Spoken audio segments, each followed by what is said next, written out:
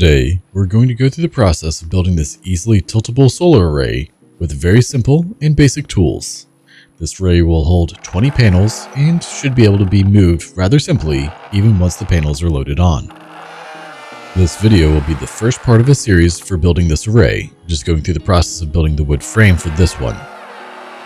I'll go over all needed materials and items for this later in the video and post them in the description. Starting off, we have laid out a string that's level across my yard, spanning the 33-foot gap that's needed for the posts, and we can see the post laying on the ground there. Between the posts is a 15-inch drop, which I actually did not realize was going to be as large as it is. The posts supporting this whole array are made out of 4 by 6 by 12 posts. For the angle I'm wanting, I'm going with the shortest post being 5 feet out of ground. I first marked where my bolt will go through the top at the 2-inch mark, then added a mark at the 5-foot mark, as that is where I want my string level to be visible at, and then cut the first post at 9 feet in total. Due to the slope in the yard, if I'm wanting 4 feet of post in the ground, I need to make the last or first post 15 inches longer at 10 feet 5 inches.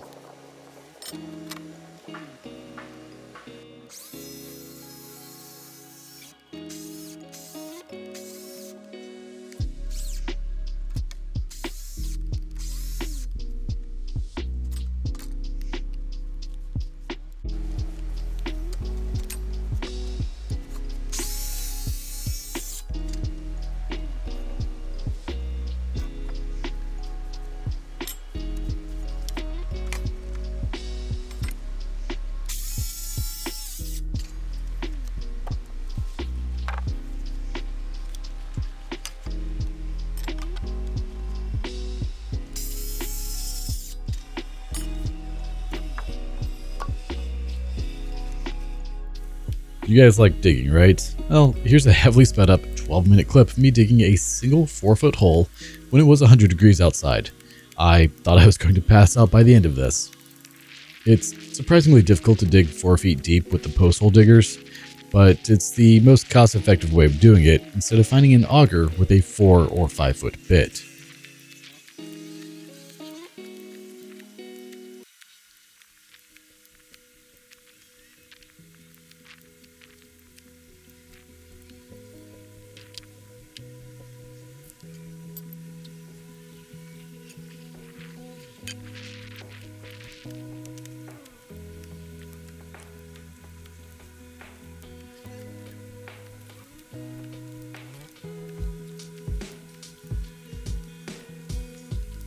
That thing I said about the 15-inch drop, yeah, this was when I realized it. I cut the first post at 9 feet, so it's definitely not tall enough to have 4 feet of this post in the ground and hit my string level.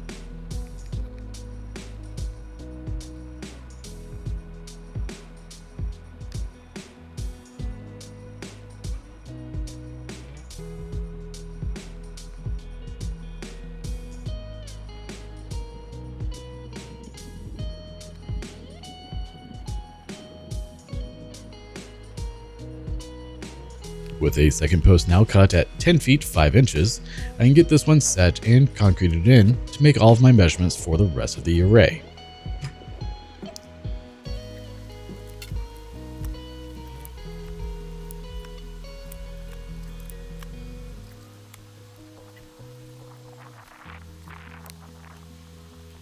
Before concreting in the post, I need to make sure it's level and plumb.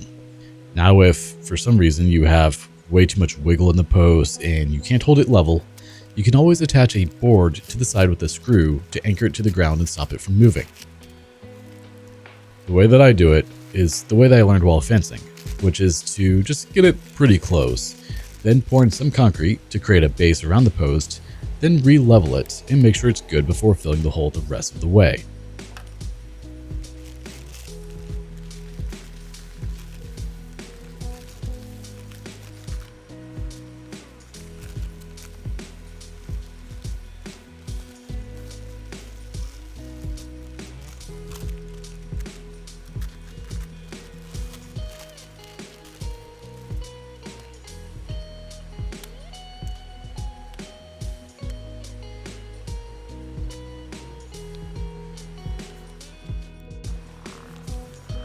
With the hole filled with concrete, go ahead and soak it down to get the concrete to harden up.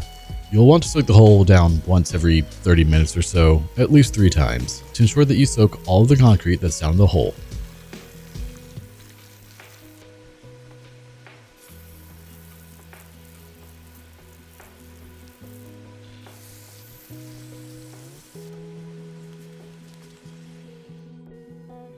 On to the second of 4 posts, and the last one I recorded. I figured you guys didn't really want to watch a dude in sandals struggle to dig holes. This is the end post, so it's 30 feet away from the first post. Since this post is pretty much at ground level, this is where I used that 9-foot post that I originally cut for the first post. But this process is the same as the first post. Make a 4-foot hole, level the post, pour concrete, check level, and finish pouring before soaking.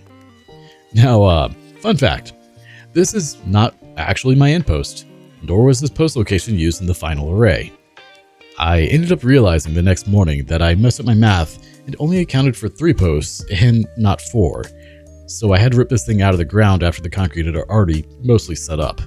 It was pretty terrible. I had to use the truck to break it loose and then get it out of the ground.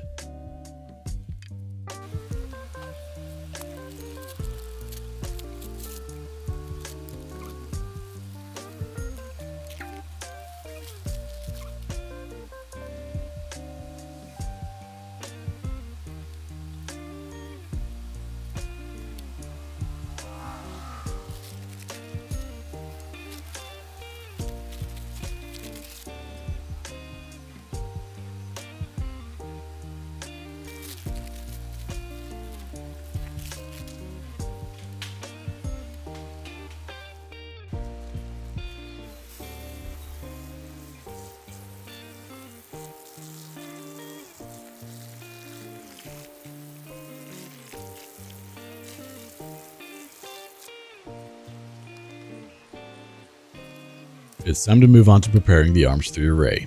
You'll need 2 2x6s per post for this. The length depends on what you're building. All you're wanting to do is mark them in the exact center so the pivot point stays centered and balanced. Once they're marked out, you'll need to drill holes in the center. The size of the hole will depend on what you're wanting to do. In my case, I'm putting in a 1-inch conduit sleeve into the wood for the arms to pivot on with the bolt set inside of the sleeve. This minimizes the damage to the wood as the array pivots over time. Since I'm putting a 1-inch piece of conduit in, I want to drill out 1-inch and 1/4 holes. You want to make sure that all of your holes are drilled perfectly straight, which can be done with a plunge assembly like the one I'm using, or just a piece of wood with a hole drilled straight through it to keep the bit centered and straight as it goes through. I'll have links in the description below for tools I've used and as much of the materials you can buy from online as well, which usually ends up being cheaper, such as the bolts, nuts, washer, plunge assembly, etc.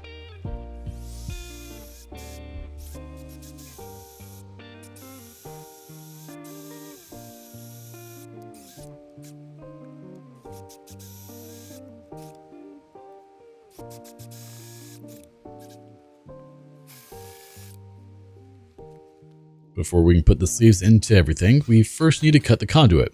This is just 1-inch conduit from Home Depot and is fairly cheap for a 10-foot stick. Now, there are 2 options you have when it comes to doing the sleeves. You can do what I'm showing here, where you cut 1.5-inch pieces to go in the 2x6s, and then a 3.5-inch piece to go in the 4x6, or you can cut 6.5-inch pieces and use washers that fit over the sleeves in between the post and the 2x6. In the video, I went with the former method, but ended up swapping to the latter as I wanted to do a 1-piece sleeve, so I feel that will be better in the end. I will link both washers for this if you go the route that I did, and I recommend doing so. Much easier to do it before assembling and changing it after. Unfortunately, I don't have a video of me changing it. This section is only done if you choose to use a 3-piece sleeve. If you choose a 1-piece sleeve, just ignore this. If you choose a 3-piece, all you're doing is forcing the sleeves into the holes of the 2x6s. Now, if you go 1-piece, the sleeve would stick out 1.5 inches on either side of the 4x6. When it comes to attaching the arms to the posts, you'll grab your bolt, which is a 7/8 inch by 8 inch grade 8 bolt, place a 7/8 inch washer over it, then insert it through the 2x6. If you do a one-piece sleeve, you'll want to put an 1.25" washer in between the 2x6 and the 4x6. With the first board on the post, go to the other side, insert a washer between the 4x6 and 2x6. Attach the second arm, and then put a 7/8 inch washer and nut over the bolt. Hand tighten everything down. If you tighten it too much, the arms won't move. Tightening it slightly with a wrench or pliers is fine, but not ultimately necessary.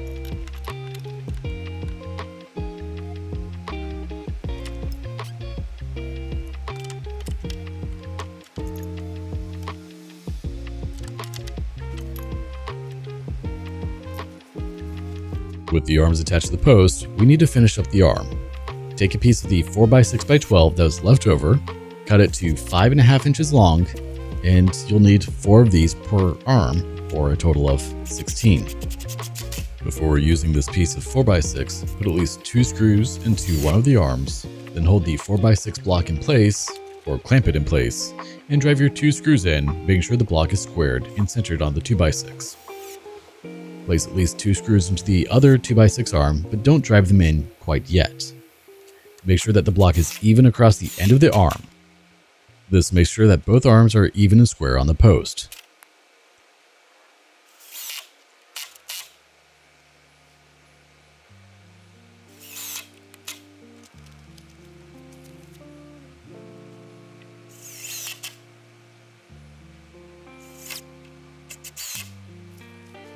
If you're short like I am, grab a screw or a clamp and a piece of wood and clamp the board under the arm to stop the arm from moving up and down or on top of you.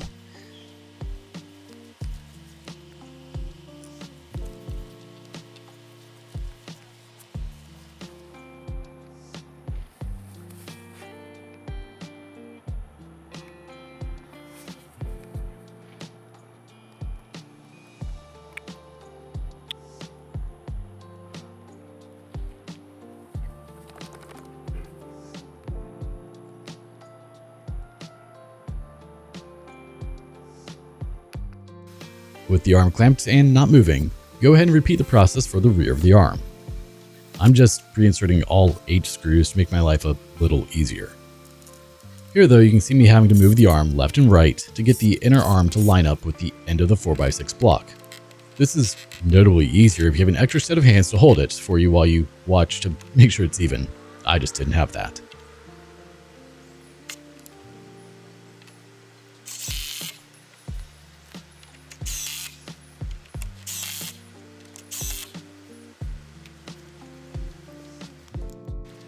Assuming you have everything centered and balanced, the arm shouldn't really move when you remove the clamp and stay at whatever angle you move it to. I mathed out this array to be able to go down to 45 degrees for optimal sunlight even in the winter time. Once you verify you're good on your balance, go ahead and clamp it again and measure the distance between the center post and the end of the 4x6 block at the end of the arm, and mark out the area for inserting another 4x6 block centered on the arm. You'll need to do this for both the front and rear of the arm. The 2 marks I put on the 2x6 is where the block needs to go, and between them, I had previously measured and marked the inside of the 2x6, so I just transferred the markings to the front face of the 2x6 before inserting the block.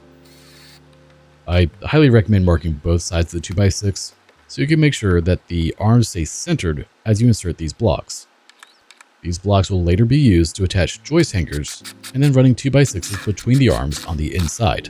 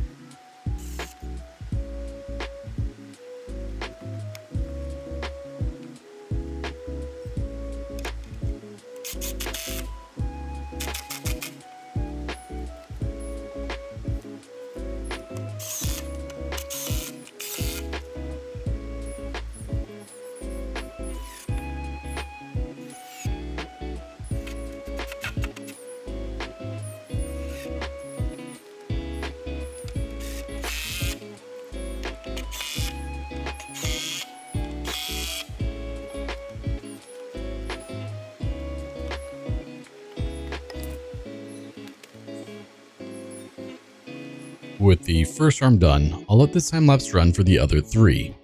Let's discuss supplies.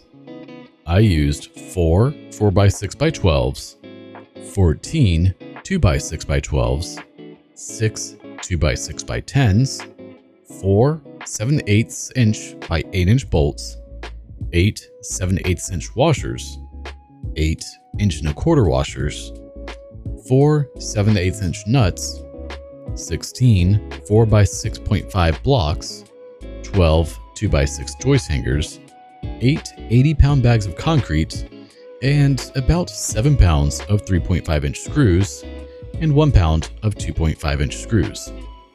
All wood used is pressure treated and rated for ground contact. In just wood and hardware, I'm in this for $500. When we get to the second video in this series, that price will double with the super strut we're using.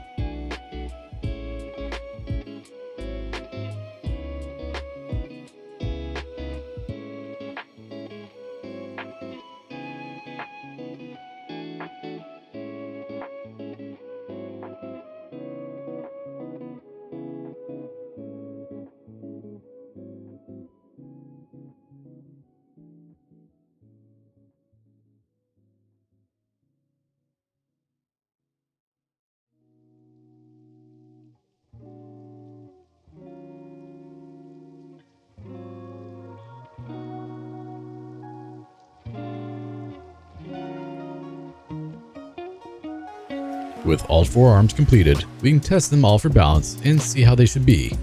Pretty much good to go. You should be able to adjust these with just 1 finger. The final product won't move that easily due to it weighing about a ton, but it still moves fairly easily.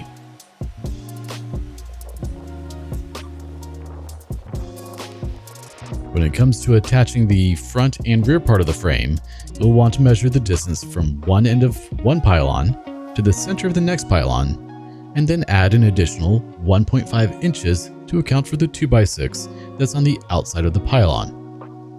Cut your first 2x6x12 at whatever that measurement is. I don't want to say a number here as it will depend on how accurate your pylon spacing is, but it should be approximately 125 inches.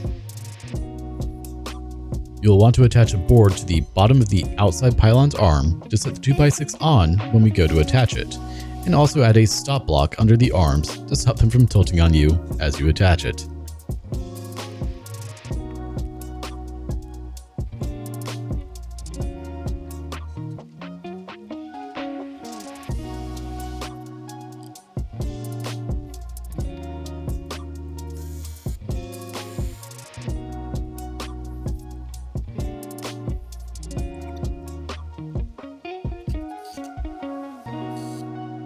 Attach the frame piece to the inside pylon first, making sure that the end of the 2x6 is in the center of your 4x6 block that was put into the arm assembly.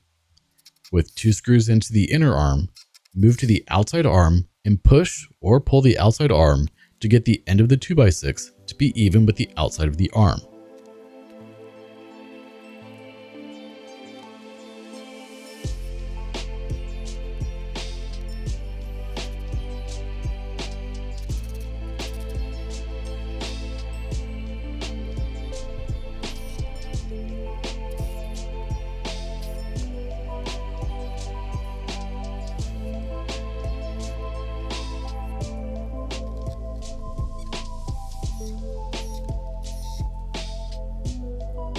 With the front of the frame built, move to the rear and repeat the process. If you have 4 pylons like I do, you'll want to build the array as 2 squares, doing the 2 outside pylons first, and then connecting these centers together. This will ensure you keep the array as square as the wood allows.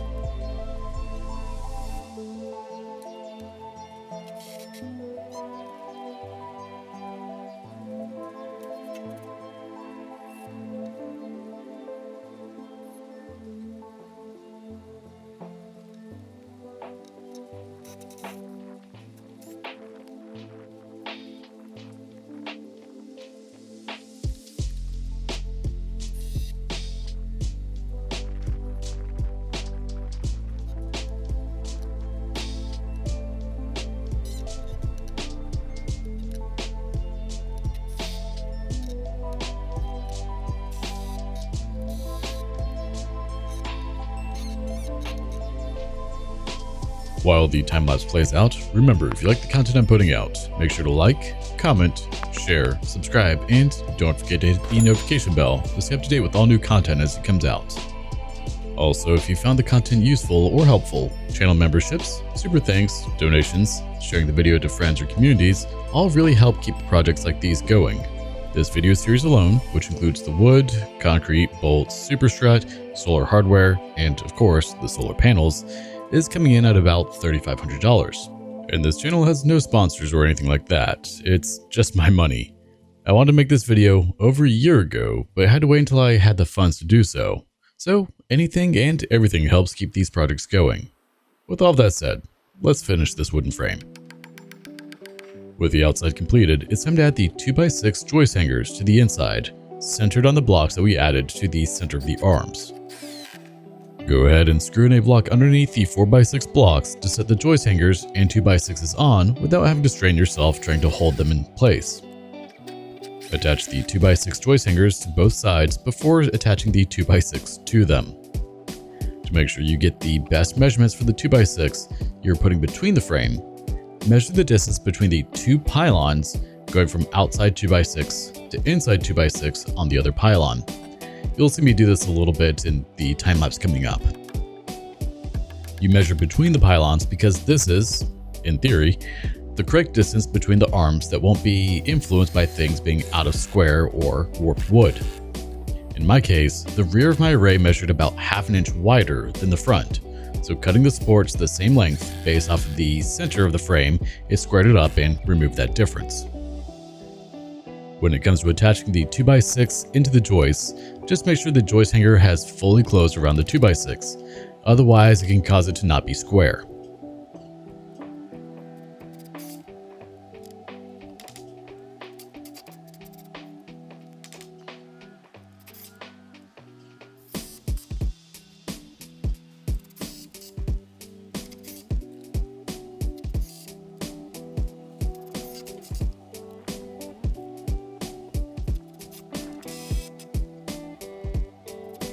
Now, if you end up with a gap in between the 2x6 and the arm, you need to close that gap before putting your screw into the 2x6.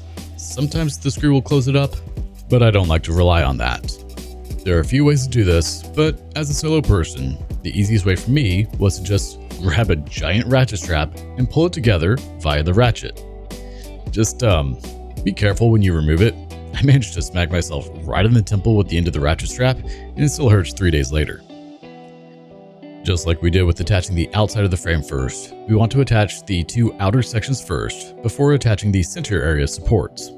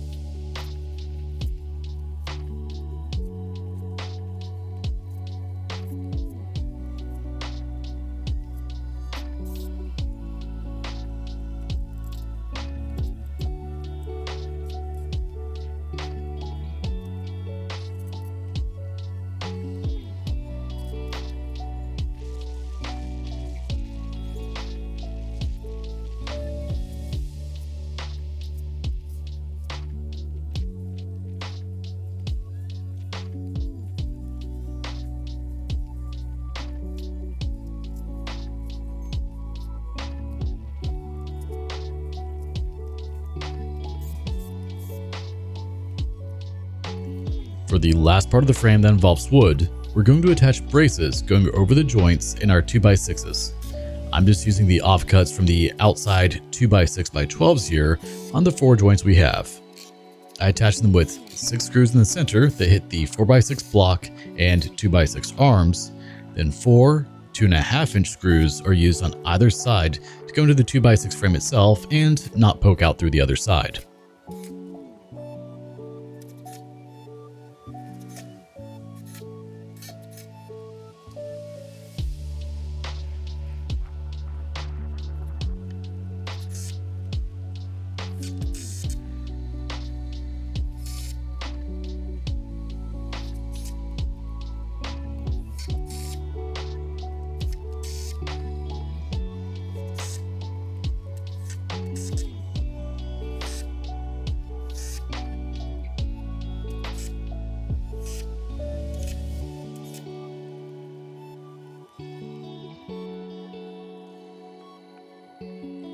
Once all 4 of those are attached, the wooden part of the frame should be done, and you can admire your work.